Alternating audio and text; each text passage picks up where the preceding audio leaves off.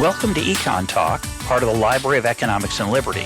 I'm your host, Russ Roberts of Stanford University's Hoover Institution. Our website is econtalk.org, where you can subscribe, comment on this podcast, and find links and other information related to today's conversation. You'll also find our archives where you can listen to every episode we've ever done going back to 2006. Our email address is mail@econtalk.org. We'd love to hear from you. Today is October 27th, 2017, and my guest is Dennis Rasmussen. He is a professor of political science at Tufts University, and his latest book, which is our subject for today's conversation, is The Infidel and the Professor, David Hume, Adam Smith, and the Friendship That Shaped Modern Thought. Dennis, welcome to EconTalk. Thanks for having me. Your book is about Hume and Smith, their ideas, their friendship. It's also about their place of origin and where they spent most of their time, most of their lives, 18th century Scotland. You write, how did a nation that began the 18th century as a poor, backward outpost on the fringe of Europe manage to become such an intellectual powerhouse by the middle of the century? Give us a quick answer to that question, because it's an extraordinary thing. Sure, it is. The Scottish Enlightenment, as we now call it, is really one of the intellectual golden ages in the history of thought. So when Hume and Smith are growing up, Scotland in the early 18th century is synonymous with poverty and barbarism and a sort of dour, repressive form of Presbyterianism. But during their lifetime, there's a vibrant new age of economic prosperity, cultural achievement that everybody notices. People in Scotland, people elsewhere notices how much the country has changed, to the point where there's now even a recent, I think it was a best-selling book called How the Scots Invented the Modern World, which I think is maybe an overstatement, but it's amazing the number of great thinkers and ideas that came out of this period. So how did this happen? As always with a big cultural, social change like this, I'm sure there are lots of factors involved. I'll just go through a few of them. So one was the innovative system of parish schools that had made Scotland the most literate society in Europe, maybe in the world by that time. The educational system also extended to the universities, Glasgow, Edinburgh, Aberdeen, to some degree St. Andrews, grew to be some of the very best universities in Europe. Lots of reforms within the universities enabled that. There were lots of clubs and debating societies, many of which Hume and Smith were members of, really a thriving publishing industry. Two of the biggest changes, I think, had to do in the church and in politics. So in the church, there's still lots of conflict within the Church of Scotland, the Kirk, over the course of the 18th century. But as the century wore on, there was a number of moderate ministers, many of whom were good friends with Hume and Smith, came to kind of take control of the Kirk and made it much more kind of tolerant, much more attuned to the advances in the polite, enlightened world that Hume and Smith were helping to bring into being. Also, the political climate, I think we can't ignore the Union of 1707 that created Great Britain. So the Union, which is being reconsidered by the Scots recently, led to it took a little while, it took a couple decades, but it led to an economic boom that gave Scots greater personal freedoms and opportunities. Hume and Smith in particular embraced it with open arms. And so there are lots of these changes that were going on that made something like this possible.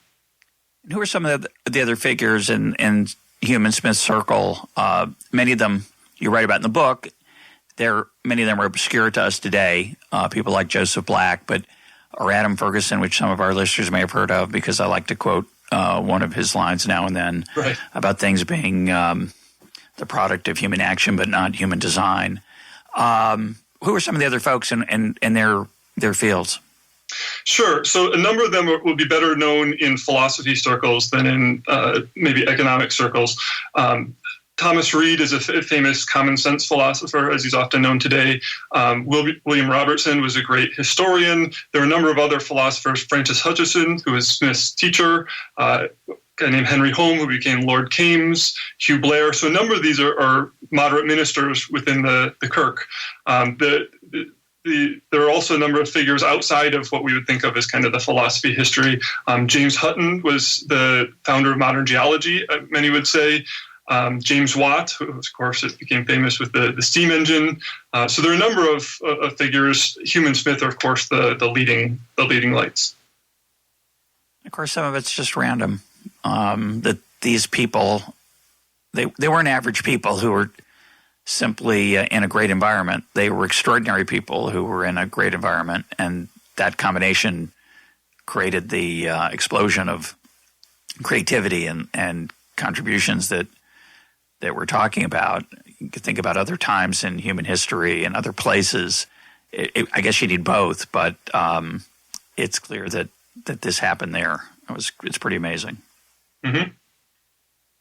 Most of our listeners, including myself, know a lot more about Smith than we know about Hume, and I'm ashamed to say that I've read very little Hume, even though I took a reasonable amount of philosophy in college, maybe 4 to 5, maybe 6 courses in philosophy, and yet I don't remember. I'm sure I read some Hume, but I don't remember. I have a book of Hume's that I think comes from that time, but I couldn't have told you much about him.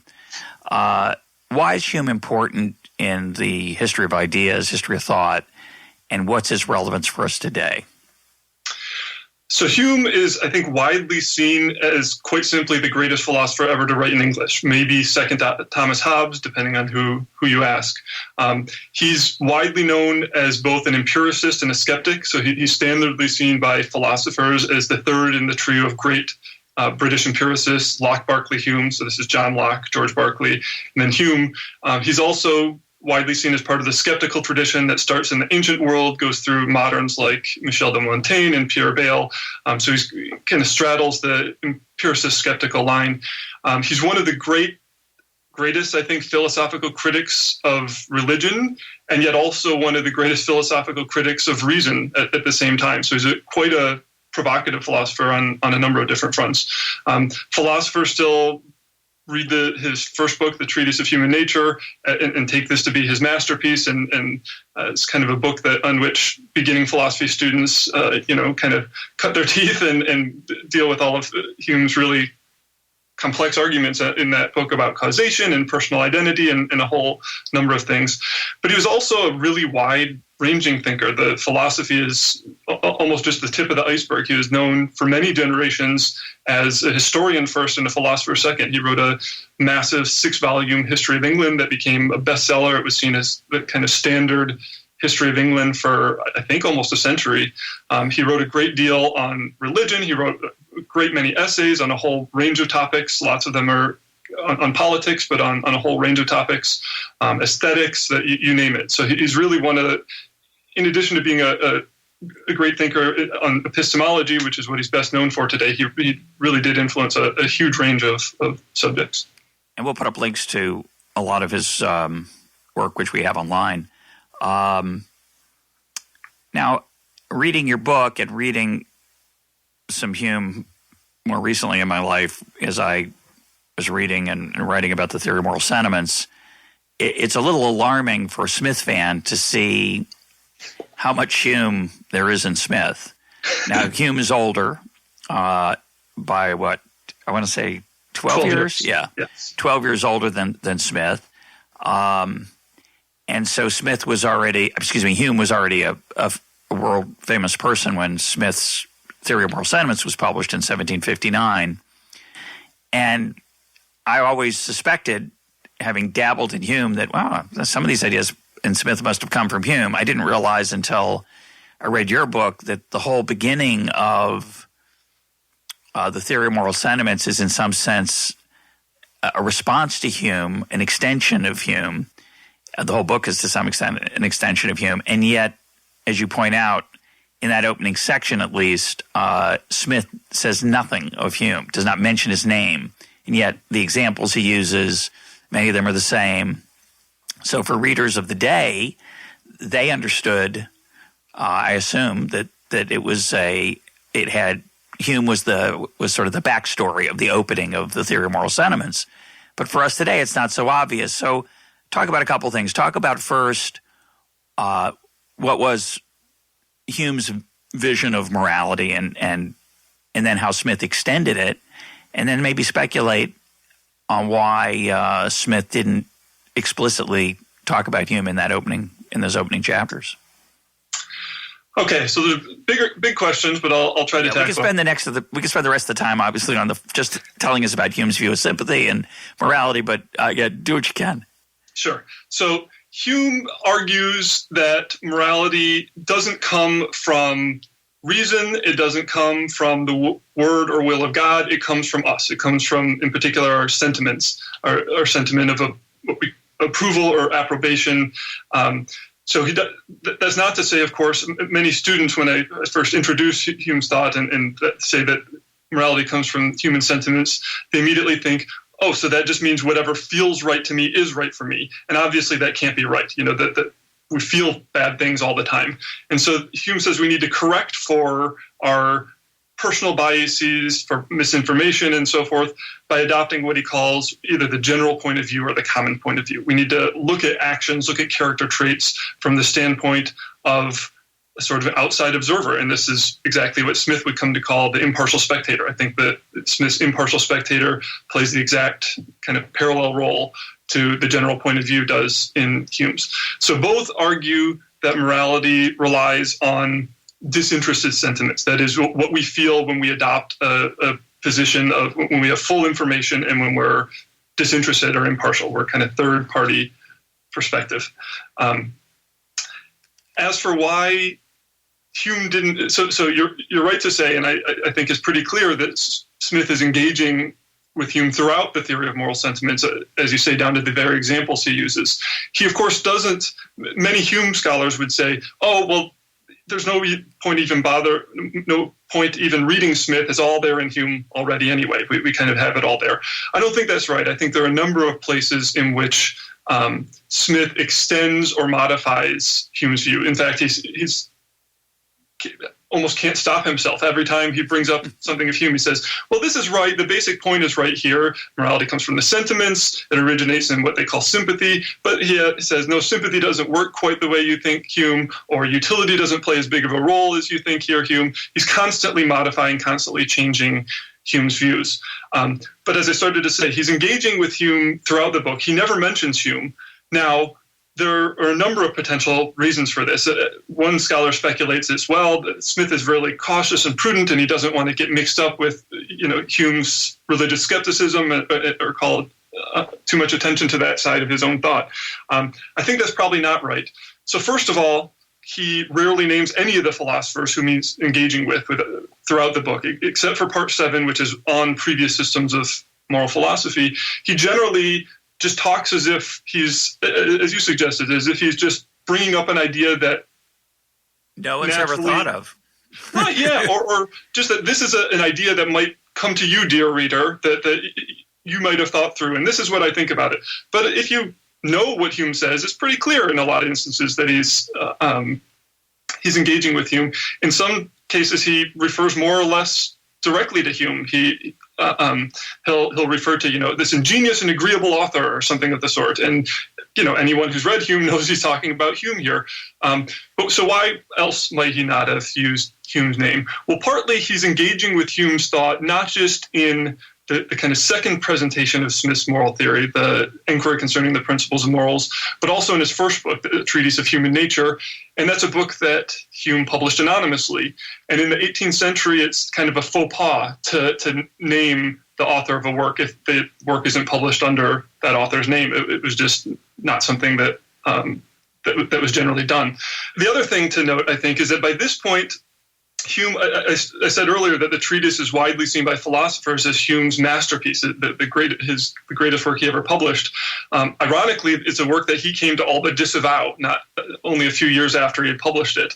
And Smith was presumably well aware of Hume's feelings on that subject. So I think he might have avoided referring to Hume by name in part for Hume's own sake. But again, with the number of unambiguous references to Hume throughout there, I don't think it was just a matter of caution or wanting to avoid Hume's skepticism. I don't think any pious reader who's looking for allusions to Hume could possibly miss them.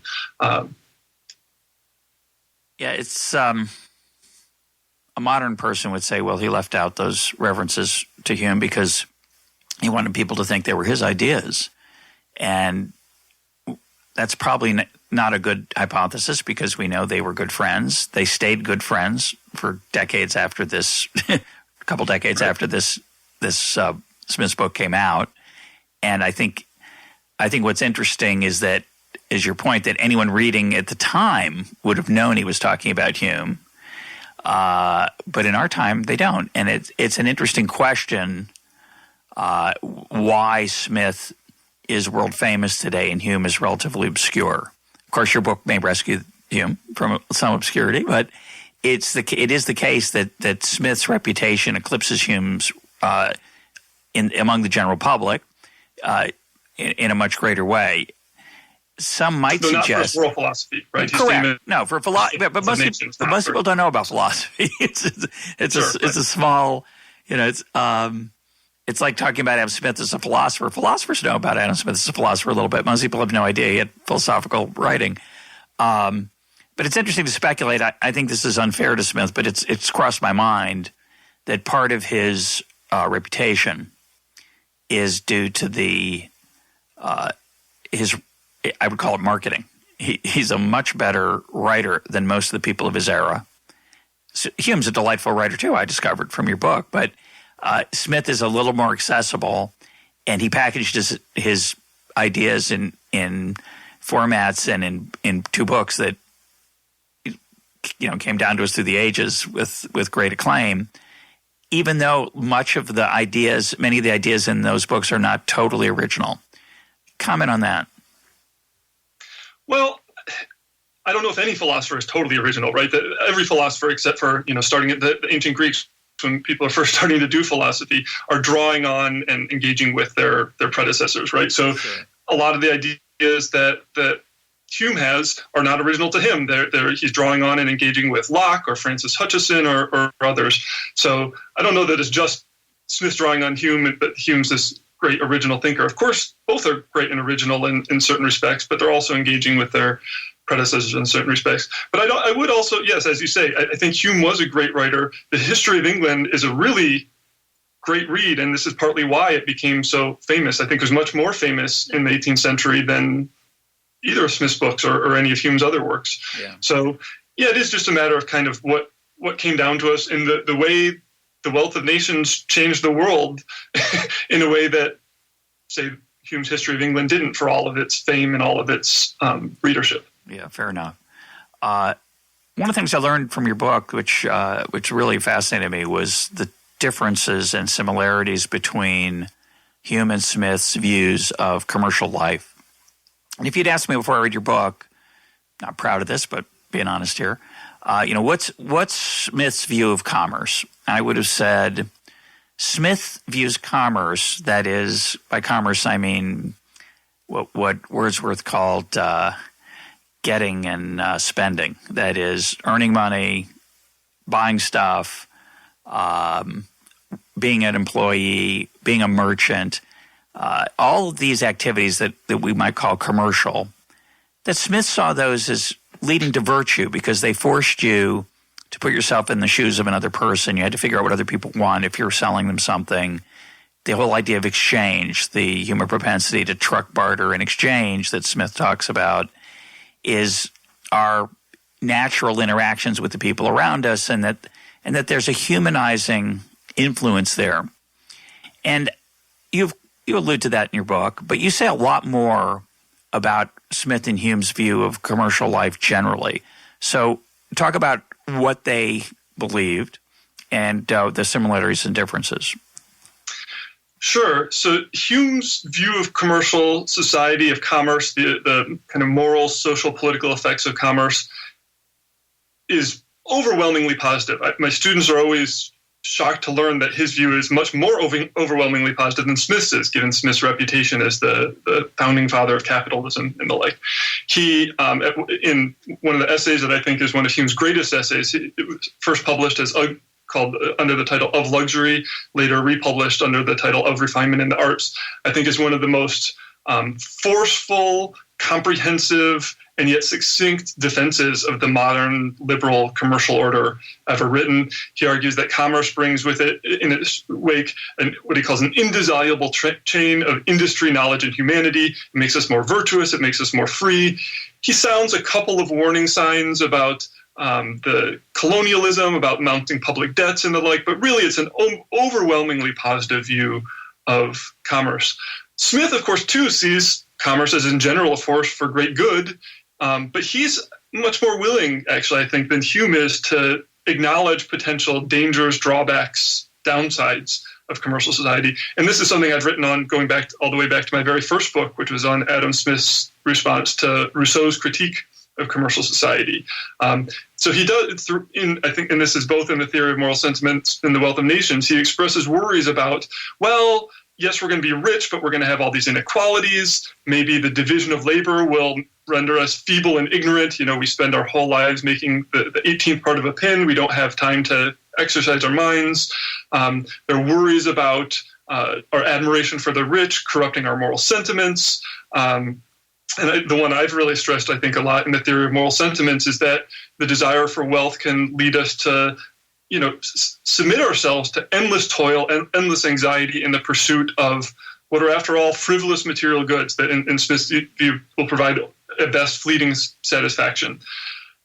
None of this is to say, of course, that Smith didn't defend commercial society. Of course he did. He very much joined Hume in thinking that the benefits of commercial society, the liberty, security, prosperity, and the rest outweigh the costs. That he too found earlier forms of society as totally objectionable. They both see most of human history as a story of oppression and dependence and misery. So it's definitely, I sometimes frame it in terms of a sort of cost-benefit analysis. The benefits of commercial society for Hume way outweigh the costs. But I think he's more willing than Hume is to say, well, there are costs involved, so how should we try to ameliorate these through education and the like? Yeah, he was an economist. He was willing to – he saw that there were trade-offs, but he decided that the benefits outweighed the costs. But as you point out, doesn't mean it's all rosy. And, I think one of the most shocking things about the Theory of Moral Sentiments that people who don't know anything about Smith would, other than his name and a little bit about him, would be shocked is what you just said, that he really saw wealth and the pursuit of wealth as corrosive and unhealthy. And it's fascinating that the so-called father of capitalism felt that way. I just really like that. But there's another aspect. Can I interrupt you? Yeah, right sure. There? So I think it's corrosive of happiness in certain ways, right? The anxiety, he understands happiness mostly in terms of tranquility and the way we undermine our tranquility by constantly grasping for more and more material goods. There's a famous passage about the ambitious poor man's son who wastes his whole life trying to attain what he thinks is the supreme happiness of the rich, and then later in life he looks back and he says, I wasted my life trying to get these things that wouldn't have made me happy anyway. I don't know that Smith thinks the activity of commerce is also corrosive of morality. I think he does think that it plays a beneficial role in the way that you said a minute ago, where you do have to think about what other people want. You do, in commercial society, you're constantly dealing with other people.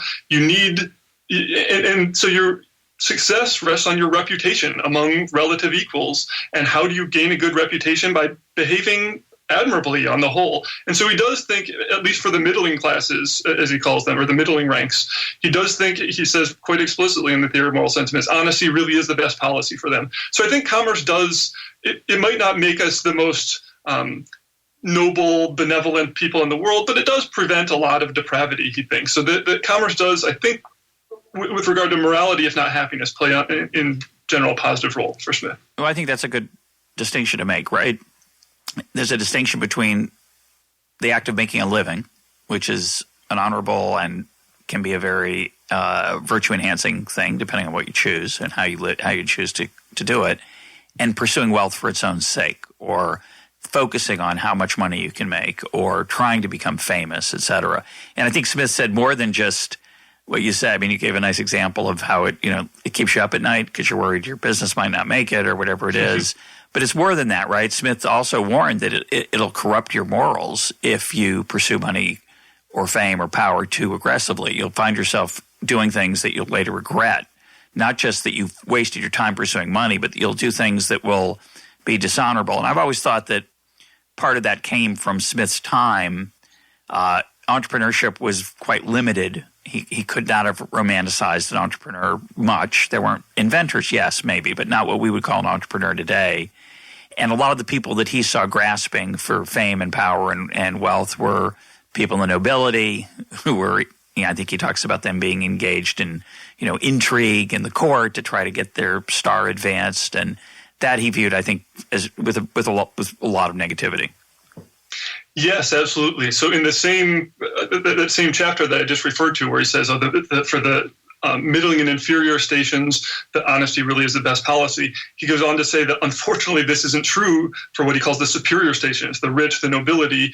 Yeah. Why? Well, partly they're pretty much above the law. They can do whatever they want without having to worry about being punished for it. But also that they're just put in a position where they're admired on account of their wealth. People are dazzled, enchanted by their riches. And so they don't have to act admirably to get people to admire them. Yeah. And so Smith sees this as a really kind of illiberal part of our psychology, that this tendency to admire the rich when the rich really, for him, don't tend to be very admirable people. And there's one other part of the commercial life that we haven't talked about that you talk about in the book that was really the most startling for me, because I just had missed it in Smith, and it's in Hume as well. I'm going to read a quote from your book. You say the following: "If asked to nominate the single most important passage in The Wealth of Nations, a reasonable candidate would be the climactic claim of Book 3.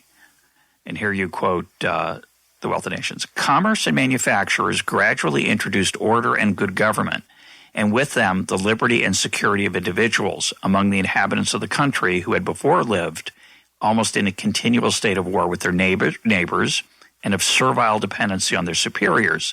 This, though it has been the least observed, is by far the most important of all their effects." That's the end of the quote from Smith and from your book. Now, I would disagree with you. I don't think anyone would name that as the single most important passage in The Wealth of Nations, but that's okay.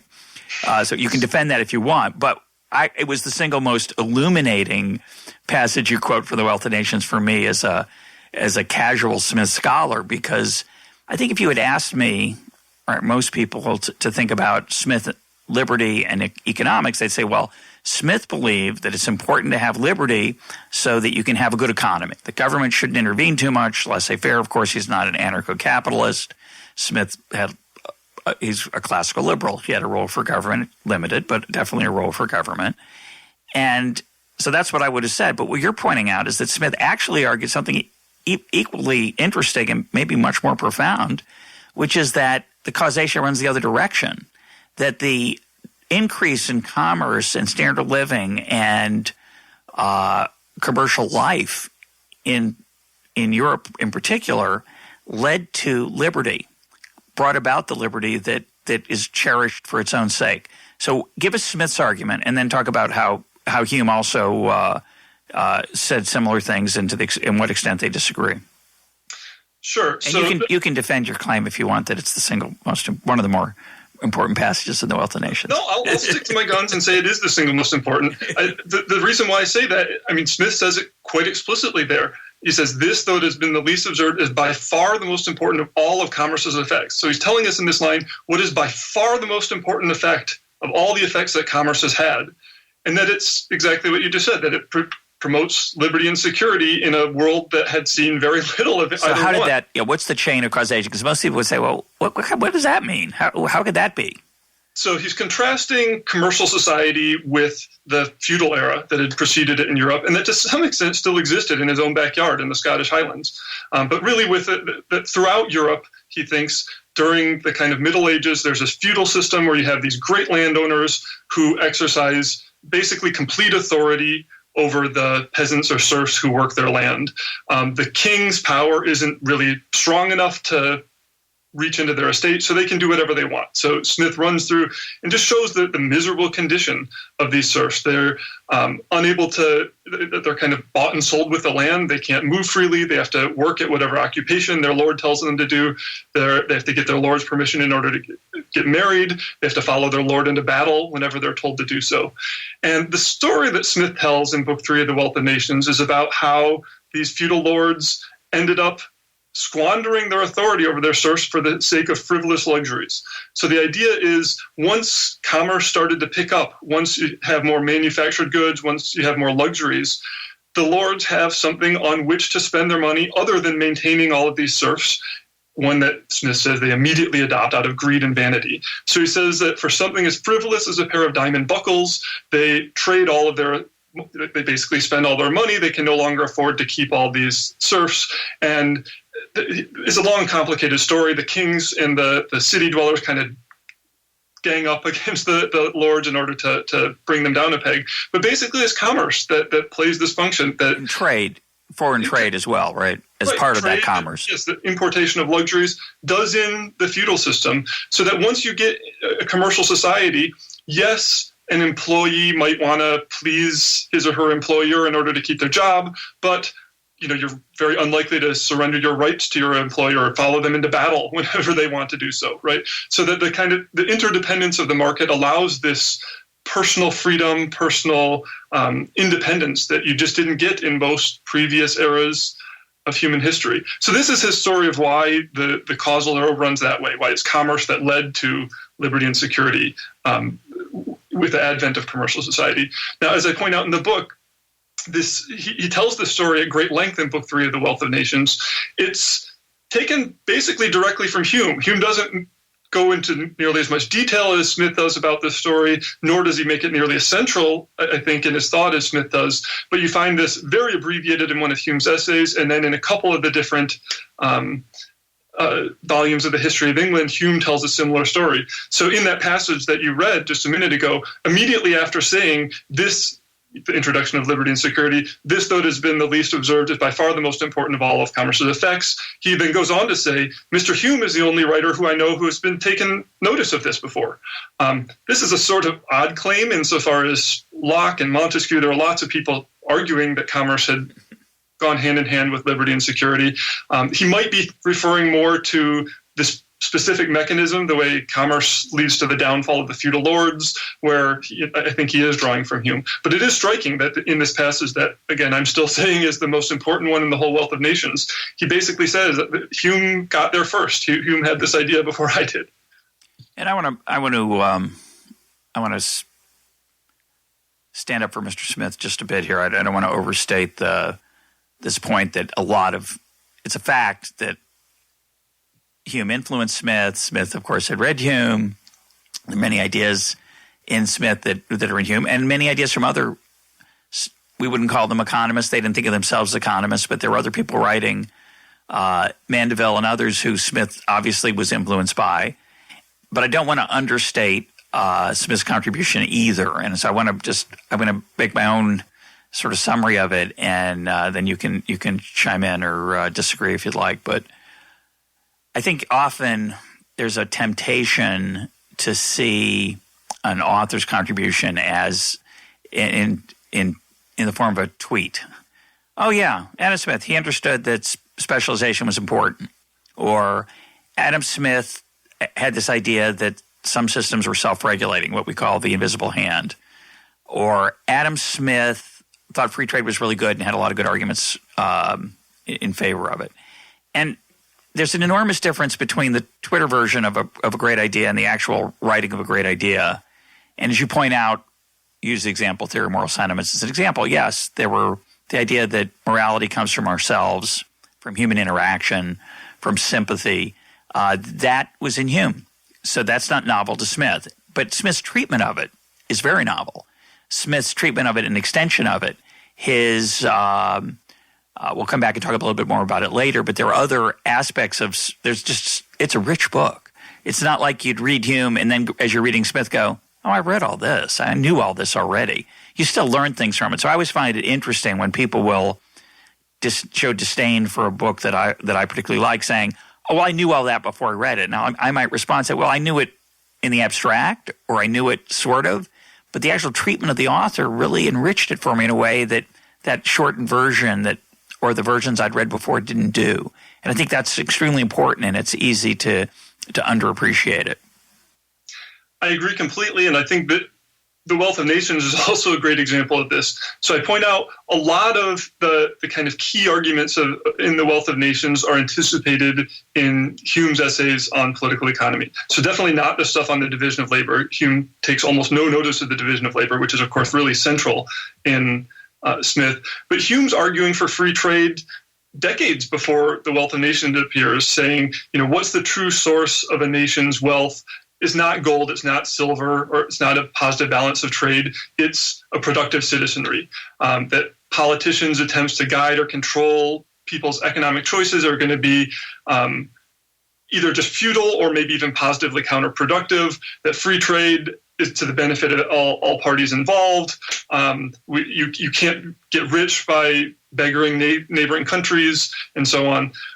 So Hume's one of the first thinkers to argue for free trade and anticipates, I don't know that Smith got his idea for free trade.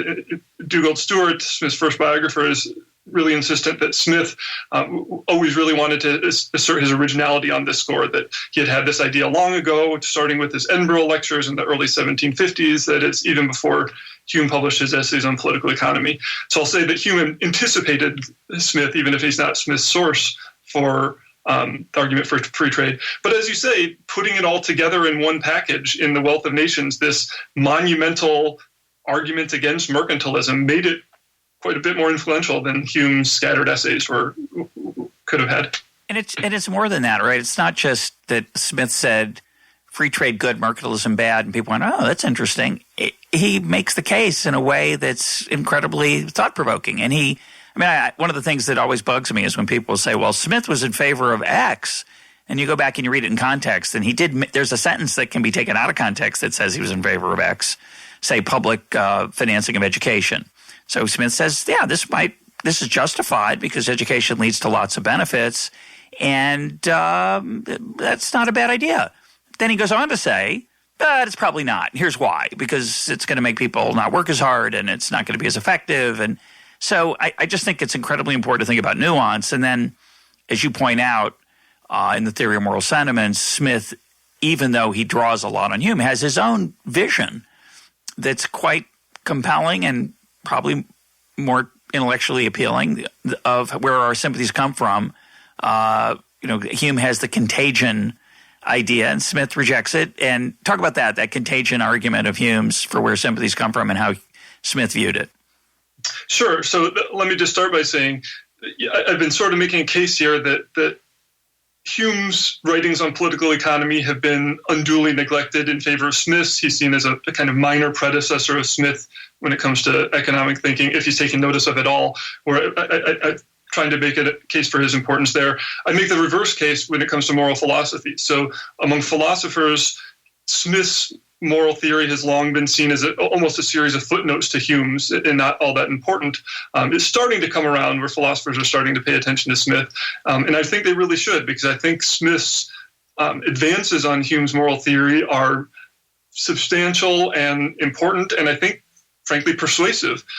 So the point that you asked me to discuss, so both of their moral theories rely on what they call sympathy, but they have a very different view of what the nature of sympathy is. The way Hume describes sympathy, it's basically just a mechanism that transports emotions from one person to another. So the idea is, I see you're really happy, you've just gotten a long way to promotion, you're really happy, and I see that and it makes me happy. Or you've just lost a loved one, you're very sad, I see that and it makes me sad. And as you note, he sometimes calls this even an emotional contagion. It just transmits, sympathy just transmits feelings from one person to another. And the whole first chapter of the Theory of Moral Sentiments is arguing that that's not quite right, that sympathy can't work that in that straightforward fashion. So Smith gives the example of anger, right? You don't become angry when you see an angry person. Maybe if you learned what made that person angry, maybe you would become angry, maybe not. It depends on if their anger is warranted. And he says this is true even of the kinds of examples that Hume used of joy and sorrow, that you really don't feel much joy or much sorrow on somebody else's behalf until you've placed yourself imaginatively in their shoes. So you can imagine two individuals who are exhibiting just identical signs of anguish. And then you learn that the first person, that all the anguish is provoked by a paper cut, and the second person is provoked by the death of a spouse or a loved one, right? You're obviously much more likely to sympathize with the second person than the first. But on the Humean view, right, they're both exhibiting identical signs. Presumably we should be catching, in this contagion-like way, catching their feelings in the same way. And Smith wants to say, no, it's by imaginatively projecting yourself into their situation that you really get a sense of, or you can really come to share or maybe not share their sentiments. This is one of the other things Smith says is, because the sympathy takes place in this more complicated way, we don't just catch people's feelings, whatever they happen to be. There's space for us to say whether their emotion is warranted, right? The person with the paper cut, the great grief that they're feeling and exhibiting wasn't warranted in that case. And so there's more room for judgment of people's emotions in the Smithian understanding of sympathy. Yeah. And of course, Smith has some incredibly subtle things to say about our ability to sympathize with people's joy and their sorrow, right? He says, sometimes your joy is, I can't share in it. It's over a big thing. There's an enormous range of who I can share those things with. It might just encourage jealousy in certain situations, and certain types of sorrows you don't share because the people around you can't sympathize with them either. And so, again, it's our quick thumbnail of yours or mine of how Smith viewed sympathy or whatever it is never going to capture the richness. Now, maybe it's in Hume also, right? We're also not capturing the richness of Hume's treatment. But I just think it's interesting how people are quick to dismiss things like this by saying, oh, yeah, that was already done. Well, maybe it was, but it was done in a different way, in a unique way, in a special way, in a way that helped you understand it better. So talk about the so-called Adam Smith problem. I have my own take on this. I want to hear yours. Some people have argued it's weird that The Wealth of Nations is I think, to paraphrase George Stigler, it's built on the bedrock of self-interest, was the way he put it, something like that, where it's an edifice built on the bedrock of self-interest, whereas the Theory of Moral Sentiments is all about how I think about other people. There's very little of empathy in The Wealth of Nations, and there's very little there's some self-interest in the Theory of Moral Sentiments, of course, but all the things we talked about in terms of the corrosive aspects of wealth pursuit kind of go on mostly unmentioned in The Wealth of Nations. And yet we know that Smith wrote the Theory of Moral Sentiments before The Wealth of Nations and revised it many times after. So how do you understand the connection between these two great works? I guess I'm never struck by the supposed incompatibility in the way other people are. I think I mentioned a while ago some of the drawbacks, dangers of commercial society that Smith pointed to. A lot of those come from The Wealth of Nations. The worries about the division of labor, the worries about merchants, ganging up and harming the public interest and so forth. There's quite a bit of, worries about the dangers of commercial society and trying to find ways to ameliorate them, even in The Wealth of Nations. It doesn't all come from the Theory of Moral Sentiments. I guess, to be honest, I don't have anything that profound to say about this. They're just books on different topics, right? One's a book on moral philosophy. How is it that moral standards arise? What does morality consist of? The other is on political economy. How should we organize the economic life? What's the role of government in all of that? And so, of course, the emphases are going to be different because there are books on different topics. But I've never seen the big yawning gap between the two that many others seem to have seen. Well, I think the question is, given that we're empathetic, limited. We have limited ability to empathize, but we do empathize, which is Smith's view of human nature and Theory of Moral Sentiments. It's interesting that it plays little or no role in The Wealth of Nations, but I think the reason is that The Wealth of Nations is about trade and trade writ large, where I'm dealing mostly with strangers, and my ability to empathize is going to be relatively small. I think there are other interesting connections between the two works. I'm writing a long essay on it. So if I get it done in the near future, I'll try to put a link to it up to it in this essay. But I agree with you fundamentally. It's not as big a puzzle as it's often made out to be. Let's talk a little bit about religion. a good chunk of your book is about Hume's identity as the infidel, as you call him in the title, the heretic who is very, very critical, certainly in much of his writing and in his private personal life as well, of organized religion and how the contributions of organized religion. Smith, on the other hand, is much more favorable, as is, ironically or not, Hayek, even though Hayek also was an atheist.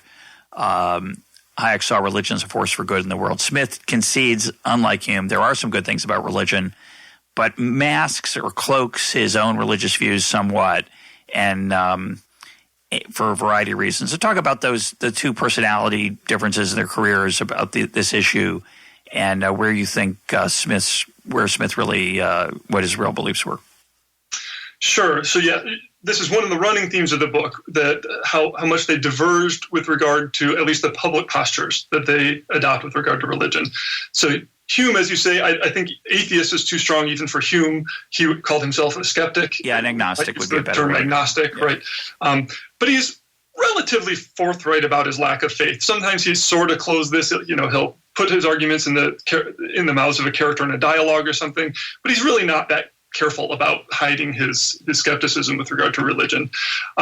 Where Smith constantly goes to great lengths in both his writings and his personal life to avoid revealing much about his religious beliefs or lack thereof. And so one of the running themes is that these contrary postures lead to equally contrary reputations. Hume, as you say, is seen as this great infidel. He's, among other things, deemed unfit to teach the young. He twice applies for professorships, one at Edinburgh and one at Glasgow, but in both cases he's turned down because of his irreligion. Whereas Smith, who plays his cards much closer to the vest, becomes this widely respected professor of moral philosophy. And so, as you say, that's the contrast implicit in the title, the infidel and the professor. Now, Smith's religious views, this has been the subject of a great deal of scholarly debate and controversy. There's no settled view at all on what his religious views were. Some argue that he was a good, sincere Christian believer. Others go so far as to say that he's a closet atheist.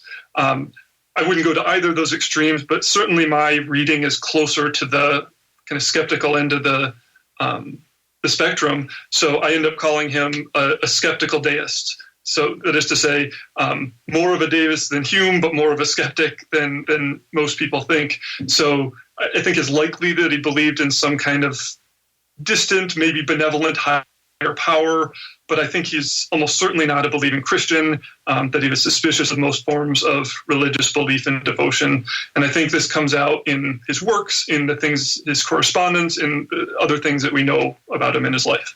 Yeah, well, I didn't realize, I'm ashamed to say, that his letter to Strahan, which is famous among Smith scholars but not to the average listener, Strahan was Smith's publisher, so at the time of Hume's death, Smith wrote a letter to Strahan that summarized his view of Hume that was going to be appended to Hume's autobiography, as sort of a post-mortem, literally.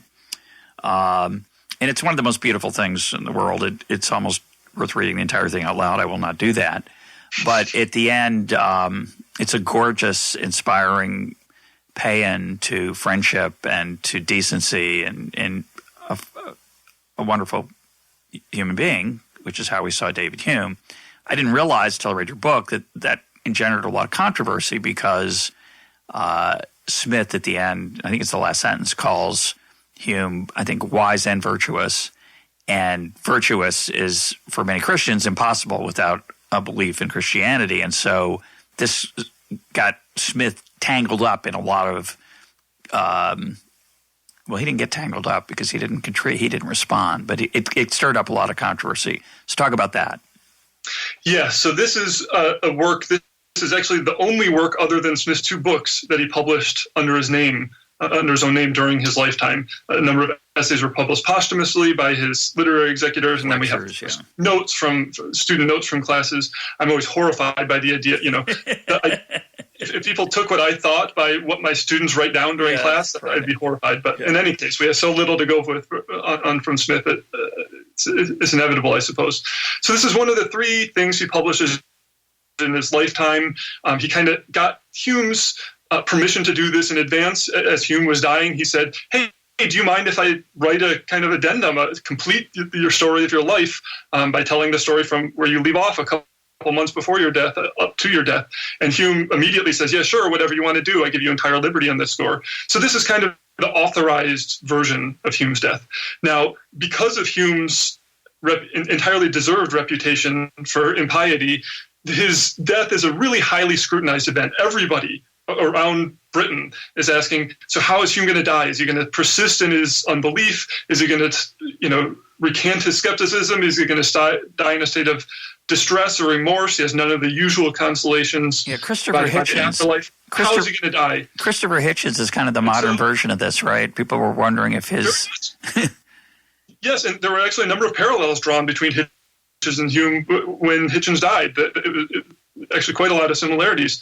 And Hume, so Smith gets to write this because he's Hume's best friend, gets to write effectively the authorized version. He knows, both Hume and Smith know how much people are going to care about this and pay attention to the way Hume dies. And so Smith gets to write this authorized version that's published right alongside My Own Life, both as a separate pamphlet and then as the preface to the future editions of Hume's works. And throughout the work, Smith never really calls attention to Hume's impiety in this letter. The way, for instance, James Boswell, the famous deathbed interview with Hume, really Hume is brash about religion in that interview as he is anywhere in anything that we have recorded from him. Smith doesn't. He records Hume giving a little joke about that seems irreligious, but he doesn't really flaunt. And he sanitizes it a little bit, actually, as you point out. A tiny bit, right? That is, nevertheless, Hume is. Everybody knows he's this notorious infidel. Everybody is paying attention to this, and so what Smith does flaunt is the cheerfulness, the equanimity of Hume's final days. The way he's just living life as he always had. He's hanging out with his friends, reading books. He's not that Hume isn't worried in the least. And then, yes, the concluding line, which you alluded to, ended up being really one of the most fateful sentences Smith ever wrote. So Smith says in this concluding line that Hume, I'm going to just read a little sentence here. Upon the whole, I have always considered him, both in his lifetime and since his death, as approaching as nearly to the idea of a perfectly wise and virtuous man as perhaps the nature of human frailty will permit.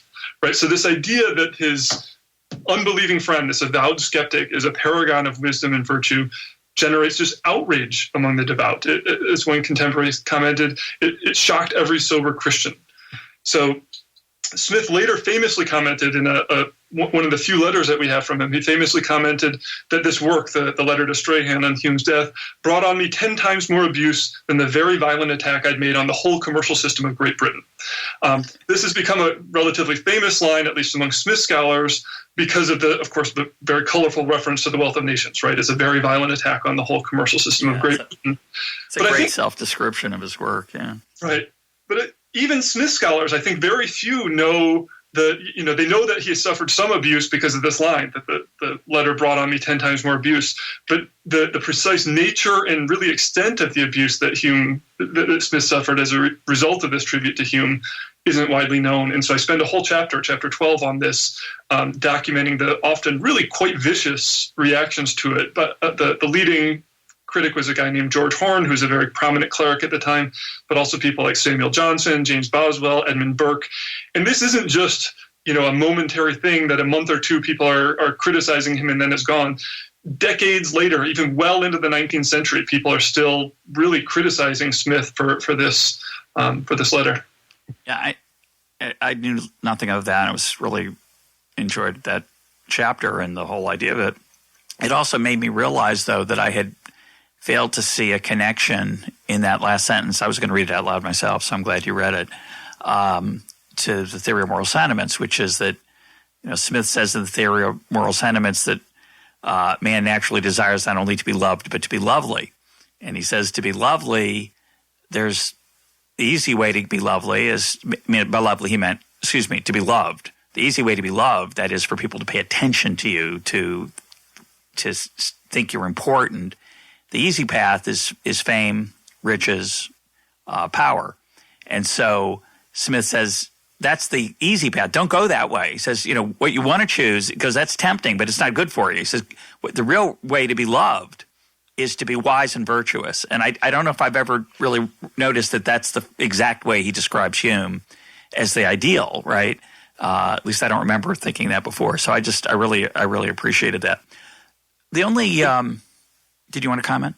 Yeah, I was just going to say it is really striking, right? So he writes this whole moral theory. There's all this debate about, well, how integral is religion in this moral theory? What kind of role does it play? I say at one point in the book, in a formulation that I'm particularly proud of, that Smith sees religion not as a foundation or even a pillar, but rather as a buttress. It supports morality from the outside, which is to say, for most people it is. He thinks religion is a buttress for virtue.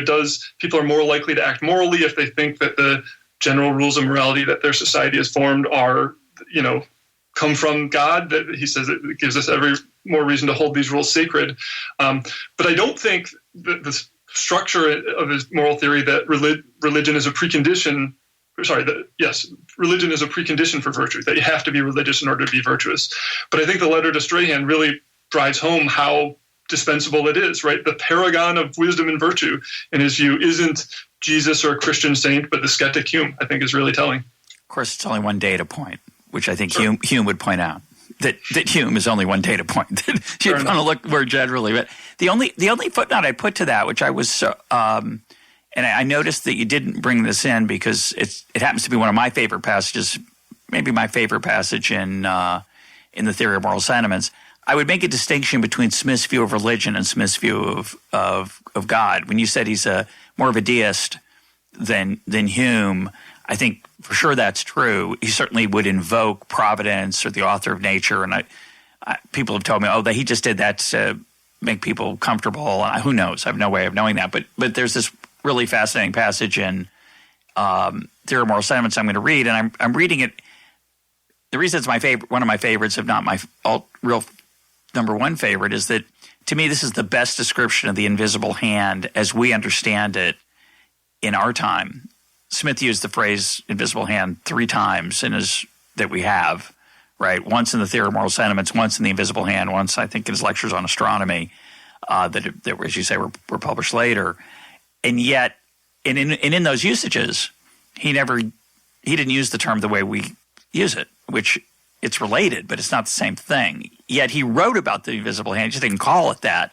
And I think he did it, ironically, most eloquently in the Theory of Moral Sentiments when he said the following: "The all-wise author of nature," and by that he means God, "the all-wise author of nature has in this manner taught man to respect the sentiments and judgments of his brethren, to be more or less pleased when they approve of his conduct, and to be more or less hurt when they disapprove of it. He has made man, if I may say so, the immediate judge of mankind, and has in this respect, as in many others, created him after his own image, and appointed him his vicegerent upon earth to superintend the behavior of his brethren." And so, close quote. So that's Smith saying there's this underlying, and of course it could be genetics, not God. It could come from God through genetics. You can interpret it any way you want.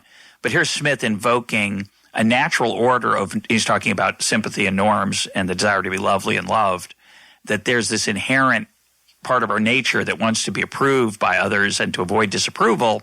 And therefore we're sort of a self-regulating police force without the punishments of heaven and rewards, the punishments of hell and the rewards of heaven. So I just thought that was a piece of Smith that you didn't write about, and I think is, to be fair, a whatever you want to call it, a deist part of Smith, and certainly not organized religion per se, but it is a part of Smith that appears to be believing.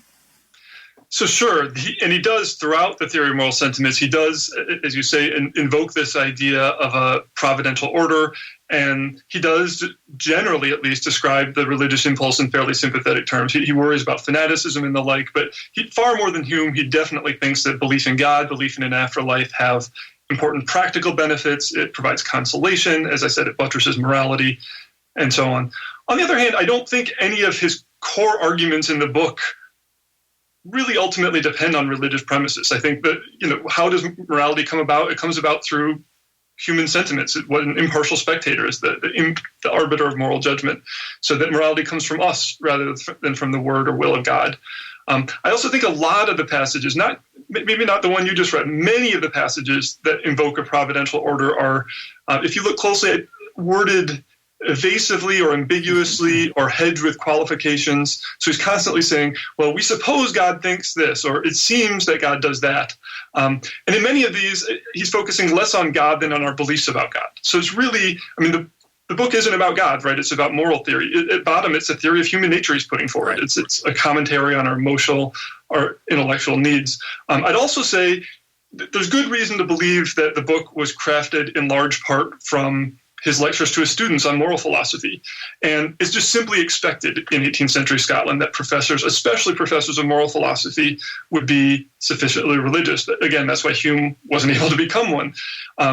Smith, one of his first actions on arriving at Glasgow was to be asked to be freed from the customary duty of opening each day's class with a prayer, and this request was denied. So he certainly couldn't have given overtly irreligious lectures to his students. I think similar pressures would have kept him from publishing an overtly irreligious book, at least while he remained a professor. And on that note, it's worth also pointing out that the book became less religious over time, that a number of the revisions he makes to the book. Yeah, I was going to point that out. Good point. Yeah, and I think it's telling that the first kind of softening or tempering of the religious undertones comes in the third edition of 1767, which is the first one that's published after he leaves Glasgow, and the religious duties and expectations that came with it. And then the final sixth edition of 1790 is less religious still. So I think there's some evidence within and sort of surrounding the theory of moral sentiments that, I don't know how to put this, it gives us reason to believe that Smith wasn't quite as committed or ardent of a believer as he's often thought to have been. I can talk about this if you want. I think there are other reasons, the main reasons, frankly, for thinking he was skeptical of most forms of religious belief and religious devotion come from his other works and other things we know about him. Basically, all of the evidence we have about what Smith thought beyond this book points to him being a bit more skeptical than you might think just based on the theory of moral sentiments. Yeah, I don't have a horse in the race. I just think, and when I read this, when I would read that passage to my students, the Christian ones don't like it. There's nothing Christian about it, and certainly he lived in a Christian time and a Christian society where organized religion was much more important, certainly among the intellectual class, than it is today. And I just find it fascinating to think about his friendship with Hume, which is what much of your book's about. The overtness of Hume's skepticism and the cloaked version of Smith's. But no matter how you want to put it, it's clear that Smith was not an advocate for organized religion in any intellectual way, although he saw some of its benefits and, of course, its costs. Sure, and that, of course, raises the question of why. If Smith's views, again, I don't think he was an outright skeptic like Hume. I call him the skeptical deist. But why was he so much more reticent on these issues than Hume was? And there's no way to answer this with any certainty a couple centuries later, but that it's easy, I think, to imagine a number of possibilities. So maybe it was just a matter of temperament, right? That he's just temperamentally predisposed to be more circumspect. Maybe he has more concern for kind of his reputation, career, professional success. Maybe he sees religion as just a less important phenomenon than Hume or less dangerous phenomenon than Hume. Maybe he thinks the dangers of religion would be better combated through quiet neglect rather than open confrontation. I think it's quite likely that he wanted to avoid offending his mother. His mother was a quite pious Presbyterian. He was very close to her, lived with her almost his whole life.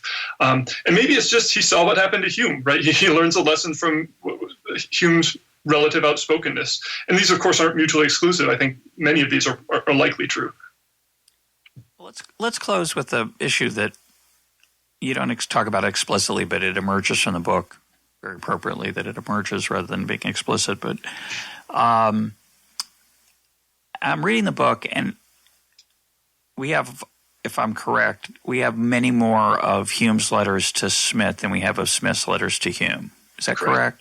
Yes. So 41 from Hume to Smith, 15 from Smith to Hume. So sometimes we have to infer from the Hume response what Smith might have said, and you use that idea in the book a number of times. But one thing I was struck by and you can't dispute the fact that they were great friends, and you can't dispute the fact that they had an incredible amount of respect for each other. But one of the themes that emerges in Hume's letters is he's constantly begging Smith to move to Edinburgh. Mm-hmm. When Smith's in Glasgow in his professorship, and or Smith might be in London, or Smith might be in Europe, and they overlap in France a little bit, and they overlap in Scotland and London, but I think they overlap in London. Is that right? Yes, real briefly. But it crossed my mind that I'm not sure how much time they actually spent together. Right, you added up. It's not that much. They had a sort of modern friendship through. They didn't have the internet. They had the mail. They had letters. But they kind of sustained this friendship and its intensity at a distance through most of their life, which is, we don't think of that as we think of that as a modern phenomenon. You go to college, you go off to somewhere, and it's hard to stay in touch with your buddies, but some do and some don't. But you can do it through email, now Facebook. And yet here they were with their primitive carriage-delivered letters, sustaining a friendship with only a limited amount of face-to-face time. Do we have any idea? Do you have a rough estimate of how much time they actually saw each other on a regular, ongoing basis? I've never added it up, and it's also partly hard to tell because we don't know, again, the evidence we have of Smith's day-to-day life is really quite limited. He's a terrible correspondent. He arranged to have all of his papers burned before he died, or almost all of them. And so, what Smith was doing on a day-to-day basis, we don't really know. And so one of the questions that I kind of speculate about in the book, but that we don't have hard evidence about, is when Hume is in Edinburgh and Smith is in Glasgow, which is true for, a good decade, quite a long time, how much do they see each other? Yeah. And I think it was probably more that Smith came to Hume rather than vice versa. There's just a lot more going on in Edinburgh at the time. So how often did Smith make the trip? We know he made the trip periodically to go to various clubs that they were part of, almost sort of debating societies. There are various stories about, you could get Smith over here on a moment's notice. But it did take, early in Smith's time at Glasgow, it would take a full day to travel. They improved the road, and it took more like a half day by the end of his time in Glasgow. But it's really unclear how often he would make that trip, how often they were together. Similarly, when Smith kind of retires after going to France, he retires to Kirkcaldy to work on The Wealth of Nations, and Hume's in Edinburgh. They would have had to sail across the Firth of Forth to see one another. How often did they do that? We don't really know. So in terms of them living in the same city, it's really not much. It might add up to a year or two. In terms of how often did they see each other when they were in Edinburgh, Glasgow, Kirkcaldy, kind of in lower Scotland there, that's hard to say. But it's a good question. I didn't comment on it in the book because I wasn't sure what to make of it. Yeah, it can't really be answered, but... Right, how the friendship became that deep and that lasting. Even at the very beginning of the friendship, they lived on opposite sides of Scotland. They I think, first met when Smith was giving lectures at Edinburgh, so that there was a few months there. But it really wasn't long after they met until, I think it was, it might have been a year or two before Smith moved to Glasgow to start teaching there. But you're right, Hume's constantly concocting schemes to try to get Smith. He says, I find an apartment for you. You could move here. Or there's an opening in Edinburgh. You could come teach here, and so forth. And then when Hume, after he goes to France, he's lionized in Paris beyond belief, and he's trying to decide where to settle. And he's hinting to Smith, well, I'm thinking of settling in Paris. And Smith says, no, please, God, don't do that. I don't want to stay in Paris. Let's both settle in London. We can go visit together our friends in Scotland. We'll go visit together our friends in France, but let's live in London. And it just never happened. They're constantly trying to figure out ways to live together, but they never did. I think some of it, this is personality, obviously. I think from your portraits, Hume was a much more social animal, and Smith was a much more absent-minded. He's famous for being absent-minded. Tyler Cowen, I think, has hinted that he might have been autistic. I think he did that on EconTalk a long time ago. So it could be he was a little uncomfortable with that level of social. He didn't want to go out for dinner every night with his friend. Maybe he wanted to be alone more. I don't know. Or maybe about loyalty to his mom. Who knows? But it's just striking that Hume is always the aggressor, and Smith's he's not easily caught. The other thought I had is that you can be friends with someone intellectually like that because through their ideas, right? Someone can influence you in a way beyond the dinner time and conversational experience through the conversation you have through their books. And I use this motif in my book on Adam Smith, the motif. And Adam Smith's really kind of my friend. Certainly George Stigler, who was a big Smith fan, saw Smith as in some dimension as his friend in some sense. I say that because I know that I'm going to tell this is a strange anecdote. I think I've never told it, but Stigler would say that he once had a contest at the University of Chicago, and one of the questions was, who was Adam Smith's best friend? And of course the answer is David Hume. And yet he would tell with delight that when he asked his, I think, a granddaughter who was Smith's best friend, she said, "You are," which is very sweet. But what I was going to suggest is that in this modern times we're living in, where politics are are not so attractive, and I sometimes find myself wanting to retreat to the 18th century and go back and hang out with Mr. Smith. And I wondered if you have any thoughts of having written a book. You've written a lot on Smith and Hume and Rousseau and others. Do you have that feeling? And what are your thoughts on that? I'd love to have conversations with them. I'm not sure I'd like the standard of living. As Smith would be quick to point out that, we have it quite a bit better than they do in lots of respects. Hume too, right? But no, absolutely. The breadth of their thinking, the influence of their thinking, it would be fascinating, sure. My guest today has been Dennis Rasmussen. His book is The Infidel and the Professor. Dennis, thanks for being part of EconTalk. It was a lot of fun, Russ. Thanks.